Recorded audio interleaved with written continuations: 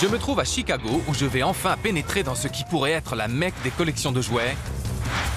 C'est pas vrai! Le Nerdium. Kawabunga! Pitié, dites-moi qu'il est à vendre. 500? 650. Tu es dans la mafia des jouets? C'est possible. Je m'appelle Jordan Embro. Je collectionne et rachète des jouets depuis plus de 25 ans.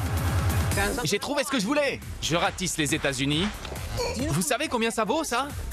Enquête des trésors cachés dans vos coffres à jouets ou bien dans des brocantes, des ventes aux enchères et des conventions.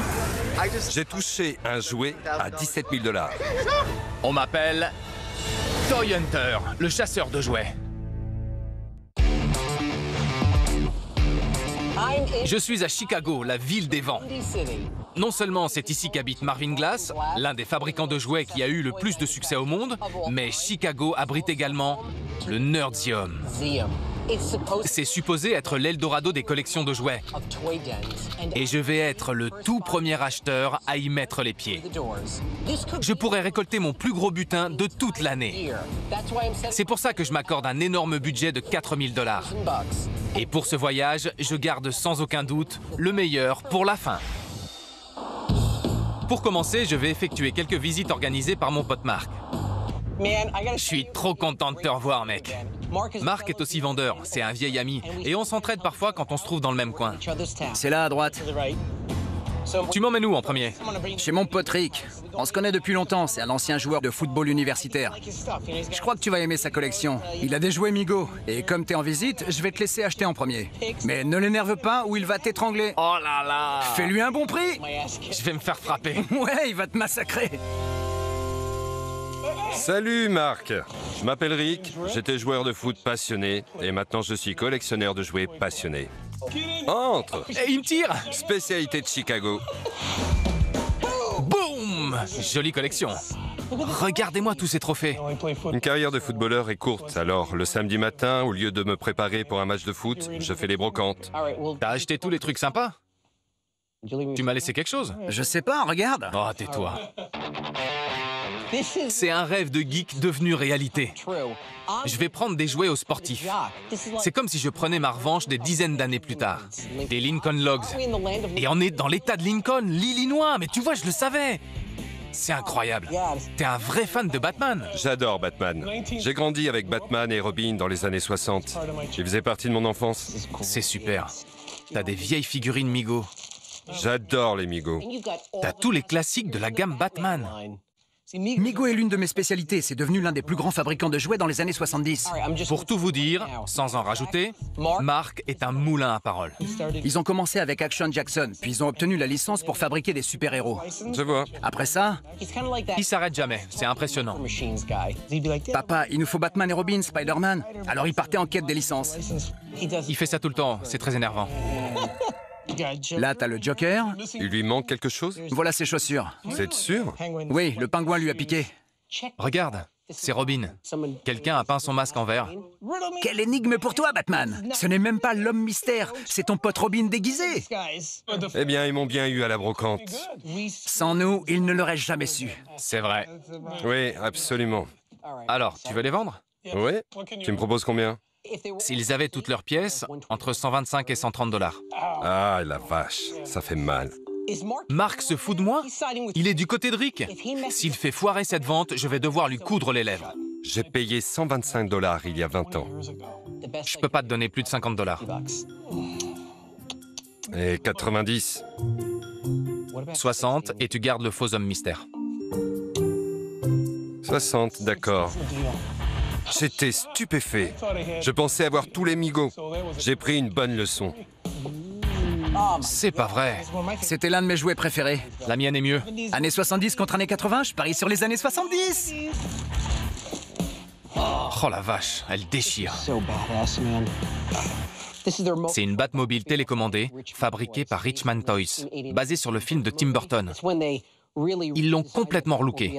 Elle a une nouvelle forme. Et ça, c'est la télécommande. Il y a un petit gyroscope pour tourner. L'électronique reste inégalée. Les feux avant émettent un énorme faisceau de lumière. Les feux arrière fonctionnent. La Batmobile est apparue pour la première fois dans les BD au cours des années 1930.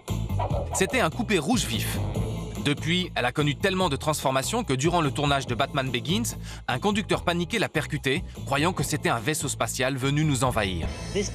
Cette Batmobile devrait se vendre dans les 300 $. Alors je ne veux pas dépenser plus de 200. Surtout que je veux garder le plus gros de mon budget pour le Nerdseum. Combien t'en veux? Au moins 200 $. 150? Oh là là. 175? D'accord, 175. Merci, super. Allez, punis-le. C'est ça que tu veux que j'y fasse? Ça me plaît beaucoup.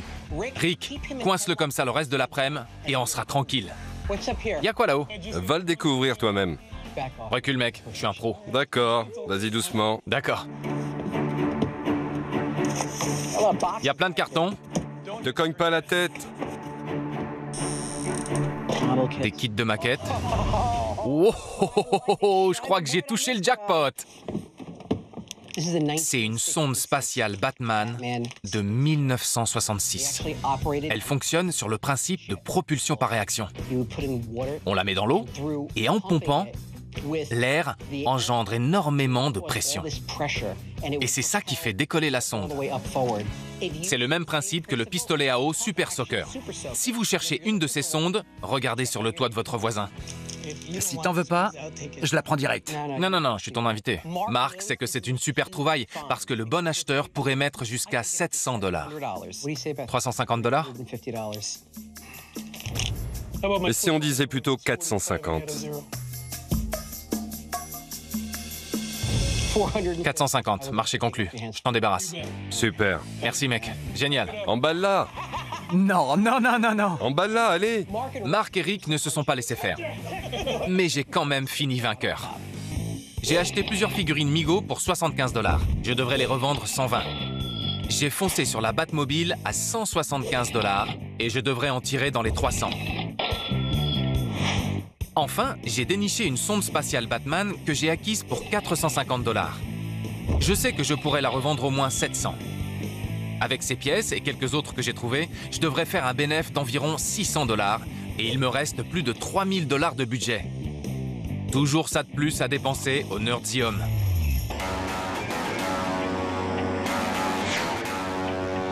C'est Marc qui m'a présenté Rick. Mais cette fois-ci, je vais rencontrer seul le prochain collectionneur. Bear, si j'arrive à trouver sa maison. Dans 400 mètres, tenez la droite. Vous savez quoi? Marc m'aurait été bien utile là. Pourquoi le GPS me ment? C'est injuste, c'est une conspiration. Salut Jordan, ça va? Bear? Je m'appelle Bear. J'aime partager mes jouets avec le monde parce que je crois qu'on a besoin de plus d'amitié et d'amusement. C'est pour ça que j'adore incarner le Père Noël. Tu ressembles au Père Noël. Merci, je le joue parfois. Il existe vraiment? Waouh! T'as vraiment une super collection.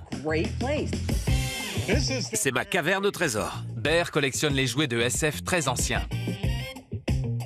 J'adore les jouets sur le thème de l'espace parce qu'ils me rappellent mon enfance. J'achète rarement des jouets aussi vieux, surtout parce qu'ils sont difficiles à vendre. J'ai le droit de fouiller? Oui, vas-y.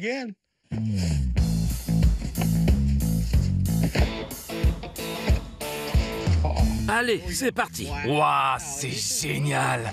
Un robot de Saturne à piles. Il est sorti en 1981 et fabriqué par Camco.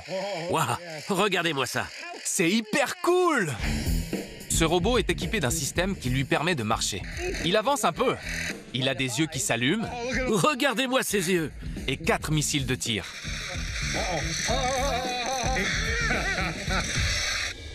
J'ai grandi dans les années 70. La guerre des étoiles est sortie en 1977. Il y avait plein de robots. La première fois que j'ai vu un robot, c'était Tobor, robot en verlan, dans la série Captain Vidéo. Depuis l'invention de Frankenstein, les machines fabriquées par l'homme ont été liées à tout ce qui fait peur. Mais avec la fascination croissante pour la SF dans les années 50, la culture populaire s'est emparée des robots et leur a donné un nouveau look plus sympathique. Ils ont même donné naissance à un style de danse qui a inspiré certains des mouvements de Michael Jackson. Alors combien? 105? Quoi? Cette pièce ne va se vendre que 50 $ environ en magasin. Alors je ne veux pas dépenser trop pour quelque chose que je vais devoir garder longtemps. Je la mettrai en vente à 50 $. Je ne peux donc t'offrir que 25. 30 $? 30? 30. 30, marché conclu. Et voilà, je fais le robot, je fais le robot. Je maîtrise, t'as vu ça? Regardez ce qu'il a trouvé. 10 $. Parfait. 10? Marché conclu. Merci. Elles sont top. Ça tirait 15 $ pièce. Parfait. Super. Oh, Bear! C'est pas la crème de la crème? Oh, waouh! Il date de 1936. C'est le pistolet à eau Buck Rogers, fabriqué par Daisy. Tu sais comment il fonctionne? On le met sous l'eau et on tire là-dessus. Il n'y a pas de plastique. On aspire l'eau dans le réservoir en cuir. Les premiers pistolets à eau remontent à 1896. Il fallait les recharger après un seul tir. Je gagne ma vie en vendant des jouets. Alors, tenir dans la main un jouet qu'un enfant a tenu en 1936, c'est prodigieux. C'était avant la guerre. Il était très en avance sur son temps, parce que les pistolets à eau ne sont devenus vraiment populaires qu'après la Seconde Guerre mondiale, 10 ans plus tard. Il faut que je te demande, combien? Oh là là là là. En aussi bon état, au moins 800 $. Quand j'achète un jouet rare, surtout un des années 30 ou 40, je dois d'abord vérifier qu'il y a toujours des acheteurs potentiels. Malheureusement, il doit plus rester beaucoup de personnes vivantes ayant connu cette époque. Je voudrais pas me porter la poisse. Bien vu, Bear. Je crois que je vais devoir le laisser partir. Le montant qui me conviendrait tourne plutôt autour de 500 $. Je t'aime vraiment bien, Jordan. 650? 800. 700. Et une petite pâtisserie? Oh, la vache. Non, non, non, non, je ne veux pas. D'accord, je sais où il est si j'en ai besoin. Ça marche. C'était dur pour moi de laisser partir ce jouet. Mais ça veut dire que j'ai 800 $ de plus à dépenser au Nerdium. C'est pas vrai! Avec ça, je vais monter au 7e ciel! Je suis chez Bear, près de Chicago. J'ai trouvé de super vieux jouets futuristes et il me reste la plus grosse partie de mon budget pour le Nerdium. Je suis donc ravi d'avoir déniché ceci. C'est pas vrai! Avec ça, je vais monter au 7e ciel!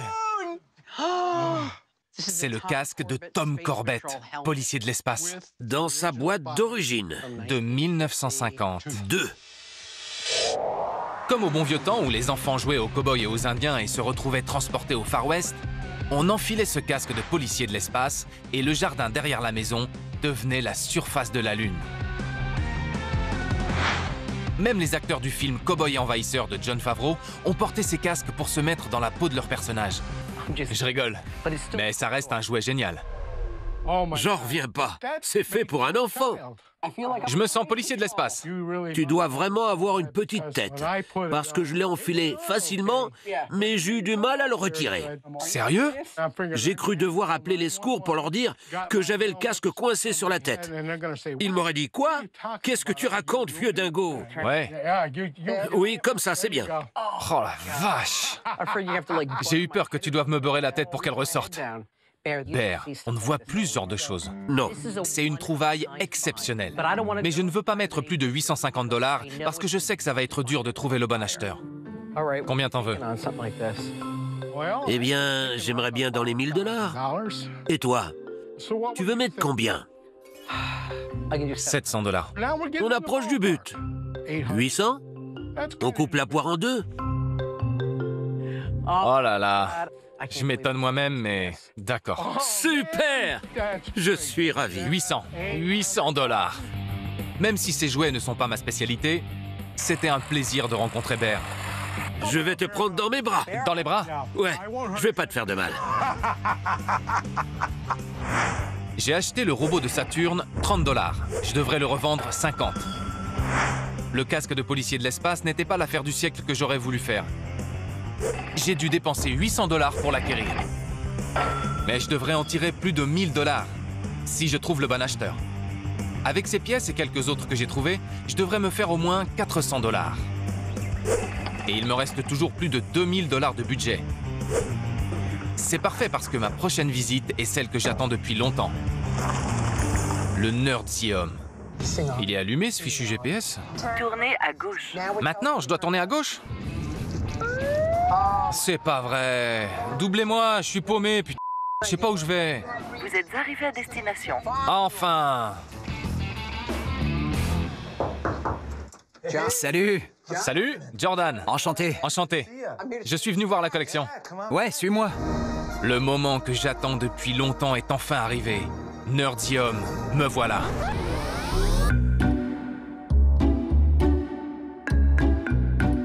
Comme tu vois, on a plus de cartons que d'espace. C'est carrément pas ce que j'attendais. J'imaginais des couloirs avec des étagères en verre. Ça doit être un avant-goût. On a eu l'idée du Nerdium quand Kevin et moi, on s'est rendu compte qu'on avait trop de jouets pour les garder chez nous. On a associé nos collections et c'est comme ça que ça a commencé. C'est quoi ça? Notre caméra de surveillance. Vous me faites pas confiance? Avec nos jouets, on ne fait confiance à personne. Ce n'est pas exactement ce que j'attendais, mais les gars ont l'air réglo. C'est pas la quantité qui compte, c'est la qualité. Alors au boulot. Donjons et Dragons. C'est tes affaires, hein? Ouais, c'est ça. Waouh! C'est des trucs de geek, comme tes figurines Donjons et Dragons. Les vrais fans de Donjons et Dragons comme moi ne lançaient pas des dés. Ils jouaient à Dark Tower. C'était fabriqué par Bradley, 1981. C'était avant mon époque, je m'en souviens pas.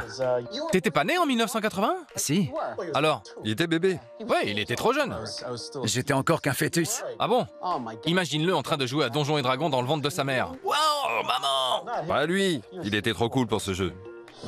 La Dark Tower se dresse au milieu d'un plateau de jeu circulaire. Sa voix électronique contrôle le destin de chaque joueur. C'est une belle pièce, et elle fonctionne. Tu veux la vendre? Combien tu m'en donnes? 150 $. On va la laisser décider. Tu laisses un jeu décider? Appuyons sur le bouton marchander. D'accord. Le bazar est fermé. Offre refusée. Je vais la laisser ici. On y jouera? Comme des geeks. Comme des geeks. Comme des geeks. Je verrai plus tard si je l'achète, d'accord? Wouhou! Kowabunga! C'est le camion lanceur de pizza des Tortues Ninja fabriqué par Playmates en 1989. C'était l'un de mes jouets préférés. On me l'a offert pour Noël. Ouais, il est là, hein? Attendez, Tout devrait y être. Essaye-le. je peux? On prend toutes les pizzas. Sur celle-ci, il y a de la glace et des cerises et on les place dedans une par une. Doup, doup, doup, doup. À l'époque, les pizzas Helios ont mis la tête des Tortues Ninja sur leur boîte et leurs ventes ont doublé. Ça a relancé l'entreprise qui en avait bien besoin. Tu veux le vendre? Je vais avoir du mal à m'en séparer, mais c'est possible. 50 $. Non, c'est pas assez. 60. Marché conclu. Merci. J'ai l'impression d'être Indiana Jones, surtout quand je trouve Indiana Jones. C'est sorti pour Indiana Jones et le Temple Maudit, la suite des aventuriers de l'Arche perdue. Il n'existe que 3 figurines. Indiana Jones, Giant Suggy, le méchant, et Molaram. La gamme n'a pas fonctionné aussi bien qu'ils l'espéraient. Alors ces 2 figurines-là n'ont jamais été fabriquées. Tu veux les vendre? Ouais. Ouais, c'est intéressant. Ils nous appartiennent à tous les deux. 120 pour les 3. Je sais pas, tu en dis quoi? Discutez entre vous. Ça nous va. Merci. Merci à toi. Il y a plus qu'il n'y paraît ici. Ce n'est pas la mine d'or que je recherchais, mais je reste vigilant. Pitié, dites-moi qu'il est à vendre. C'est le pack Proton de SOS Fantôme, fabriqué par Kenner. Ce qui est cool, c'est qu'on peut le porter comme un sac à dos et jouer les chasseurs de fantômes. Il comprend un brassard. Et le Neutrona Blaster. Il y a aussi un petit détecteur d'ectoplasme qui tourne vraiment. C'est comme 2 jouets en un. Tout le monde connaît le film SOS Fantôme. Le film a connu un énorme succès. Et avec le retour en force des jeux vidéo et une nouvelle adaptation au cinéma, les jouets ont pris énormément de valeur. Pendant tout un été, tout le monde était fou du SOS Fantôme. Cette mine de charbon est peut-être devenue une mine d'or. En aussi bon état, il peut se vendre jusqu'à 400 $. Waouh. C'est beaucoup d'argent. Ouais. Mais je peux pas vous donner 400. 150 $. Waouh. C'est un bon ou un mauvais wow? Un mauvais, je crois. Un mauvais. Ouais. 200. Vous chuchotez? C'est Kevin. T'es dans la mafia des jouets? C'est possible. 225. D'accord, génial. Ouais. Tu veux lui dire adieu? Lui faire un câlin? Une dernière fois. Ça suffit. Le Nerdium n'était pas ce que j'attendais. Mais j'ai déniché de super pièces. J'ai acheté le lanceur de pizza Tortue Ninja, 60 $ et je devrais le revendre 100. J'ai dégoté des figurines Indiana Jones pour 125 $ et je crois pouvoir les revendre 200. Enfin, j'ai fait l'acquisition du pack Proton SOS Fantôme pour 225 $. J'espère trouver un heureux acheteur pour 400. Au final, je n'ai dépensé que la moitié de mon budget. Mais j'ai peut-être trouvé acquéreur pour le casque de policier de l'espace que j'ai acheté à Bear. Ça pourrait faire de ce voyage un immense succès. Don, j'arrive. Don? Tu dois être Jordan. C'est moi. T'as quelque chose pour moi? Je suis le commandant Don et je serai votre acheteur aujourd'hui. Je crois que tu vas adorer ce que je t'ai apporté. Regardons dans la boîte. C'est un objet extrêmement rare. Voyons ça. C'est pas vrai. Il déchire, hein? Excellent. Je dois le vendre à un prix qui va couvrir toutes mes dépenses. 1200 $. Ça te conviendrait? Ça dépasse un peu mon budget. Est-ce que tu pourrais me le faire à 900? Si on disait 1100. Oh la vache! Ouais? Oui, je le prends. Tu es l'heureux nouveau propriétaire d'un casque vintage de policier spatial en parfait état. Merci beaucoup. J'ai connu des hauts et des bas à Chicago. Je m'attendais à une mine d'or et je suis rentré avec seulement quelques pépites. Je n'ai dépensé que la moitié de mon budget, mais je devrais me faire au moins 4500 $ de bénéfices. En plus, j'ai trouvé le foyer idéal pour le casque de policier spatial.